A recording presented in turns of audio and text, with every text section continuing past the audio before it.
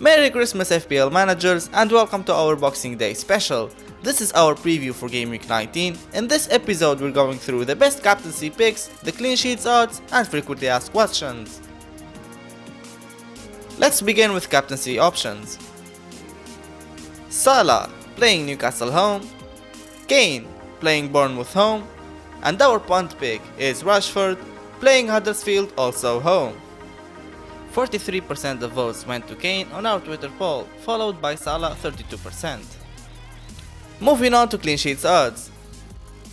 Liverpool, Spurs, and United have the best clean sheets odds in Game Week 19. Check out the rest of the list for the odds of all the other teams. Time to answer frequently asked questions. Who should we get from Man United? Rashford, Martial, Pogba or Lingard? Since the sacking of Mourinho last week, many FPL managers have been asking, are United players now an option? The weekend game at Cardiff has further strengthened the case for grabbing United assets. On paper, the Reds have a really nice run of fixtures. In my opinion, there are 4 solid options to consider transferring in, and here are the key stats. According to numbers, the trio of Martial, Rashford and Lingard have played very similar minutes and have all had 10 Premier League starts this season. Pogba has 4 more starts and over 300 minutes more. This is probably one of the reasons he leads the way for several key stats, particularly the shots. The French winger Anthony Martial looks like the best option available. He leads the way with 8 goals, and even though he has only 1 assist, he has actually had more key passes than the other 3 and created more big chances than the others, tied with Lingard. The final telling stat is that he had 85 touches in the opponent's penalty area. This is 3 times more than Lingard and over 20 times more than both Rashford and Pogba, so he clearly gets forward more than the others. I think that all players are worth serious consideration if United's fortunes turn around under Solskjaer. Obviously Rashford at 7.1 mil is the only forward we have highlighted, but his price tag could make him an attractive option if we were considering shipping out Wilson, King or Mitrovic. I wouldn't advise trying to reshuffle your team to get either of the midfield options, but swapping out a player of a similar value is okay. Let's not forget it's only been 1 game against the Cardiff side that performed very poorly. Maybe we need to see more of the new United before we need jerk. Martial got the most votes on our Twitter poll, followed by Rashford, Pogba and finally Lingard.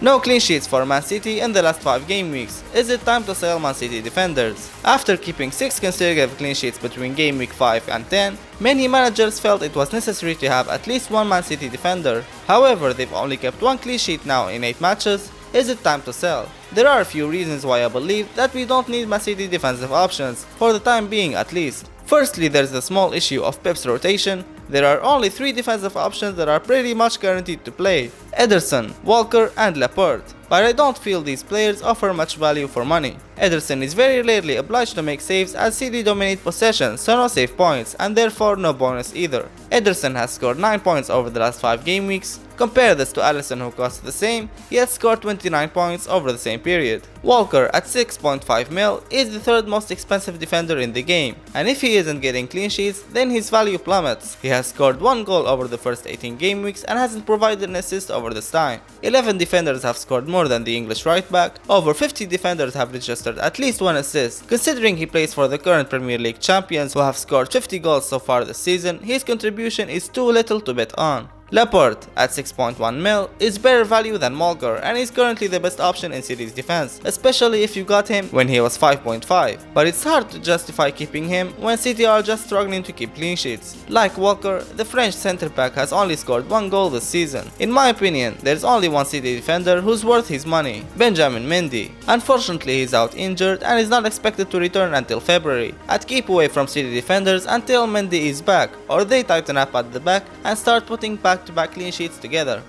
58% of votes went to selling all on our Twitter poll. Should we get or avoid Southampton players? After recording only 1 win in the opening 16 game weeks, since the sacking of Hughes and the appointment of Hasenhuttl, the Saints have now put together back-to-back victories, scoring 6 goals in the process. The simple answer is that there's only 1 Southampton player who's viable FPL option, and that's the Liverpool lone striker Danny Ings. Ings is ranked 10th among forwards with total points. Considering he's only played 954 minutes and cost 5.6 mil, he's great value for money. He has scored 7 goals of the season and 3 in his last 2 starts since missing 4 games through injury. He's the perfect third striker at that price. Many FPL managers may look at Nathan Redmond, 18 FPL points in the last 2 games, who's undoubtedly talented, but in my opinion not a good fantasy option until he shows more consistency. 53% of our Twitter fans chose buying Ings, while 37% voted to avoiding all.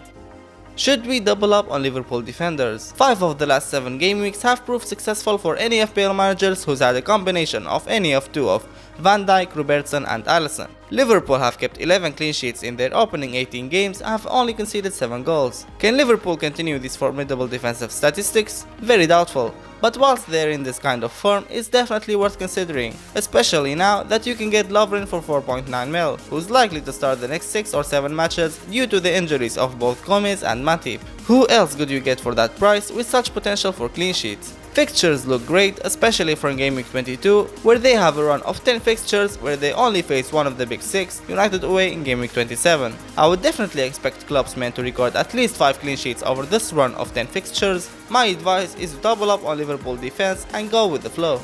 Surprisingly, 35% of those who voted on our Twitter poll chose no to doubling up on Liverpool defenders, while 31% voted to having Van Dijk plus Robertson. Who are the popular players likely to hit big holes in the short term? If we know the answer to this, FPL would be too easy and stress-free. Unfortunately, it's not that simple, but let's try to use 4 key features when we look at some of the top players. Hazard. Form. In the last 5 game weeks, 6, 5, 9, 13 and 2 points, good. Next 5 game weeks, Watford, Crystal, Southampton, Newcastle and Arsenal, good. Performance. Hazard has looked sharp over the last 5 game weeks and is Chelsea's best player. Stats. 15 shots in the last 5 game weeks, 8 in the 18-yard box and 4 on target, 35 touches in the opponent's penalty area, 13 key passes and 4 big chances created. Good. As you can see from the stats, Hazard looks like a good option. He only had 1 double-digit haul over the last 5 game weeks, but scored points in 4. You would think that Hazard is a safe option to put points on the board over the coming fixtures. Mo Salah. Form. Last 5 game weeks, 3, 4, 21, 2 and 12 points, good.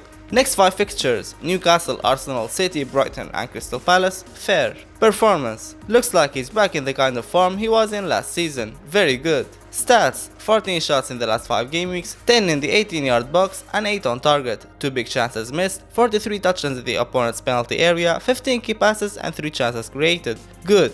Conclusion. Salah is arguably a better option than Hazard, even though the fixtures are more difficult. He's had 2 double-digit hauls in the last 5, but these are the only times he has scored points. Harry Kane. Form. Last 5 game weeks, 6, 12, 1, 5 and 15 points, good. Next 5 game weeks, Bournemouth, Wolves, Cardiff, United, Fulham, good. Performance. Same as Salah, Kane has looked a lot better over the last few weeks, with Eriksen and Ali supporting him. Good. Statistics. 16 shots in the last 5 game weeks, 10 in the 18-yard box and 6 on target, 1 big chance missed, 42 touches in the opponent's penalty area, 2 key passes and 3 big chances created.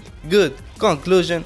Kane has scored points in 4 of the last 5 matches, scored 1 point in Game Week 16 as he only played 16 minutes, and had 2 double-digit hauls. Heung-min Son. Form. Last 5 game weeks, 5, 8, 14, 1 and 21 points, very good. Fixtures. Next 5 game weeks, Bournemouth, Wolves, Cardiff, United, Fulham, good. Fixtures. Same as Kane. Performance. Son in my opinion has been the most informed player in the league over the last month or so, and he looks like he's going to score or create something nearly every time he gets the ball. Stats. 15 shots in the last 5 game weeks, 11 in the 18-yard box and 9 on target, 1 big chance missed, 23 touches in the opponent's penalty area, 6 key passes and 2 big chances created. Conclusion. Son has scored more points than the other top targets. 49 points in the last 5 game weeks is almost an average of 10 points per game. An excellent option given he's cheaper than any of the other options. Unfortunately, he'll be leaving after Game Week 22 to represent South Korea and the Asian Games. Kane got the most votes on our Twitter poll, 37%, while the rest of the votes were almost equally divided between Hazard, Salah and Son. This is our meme of the week.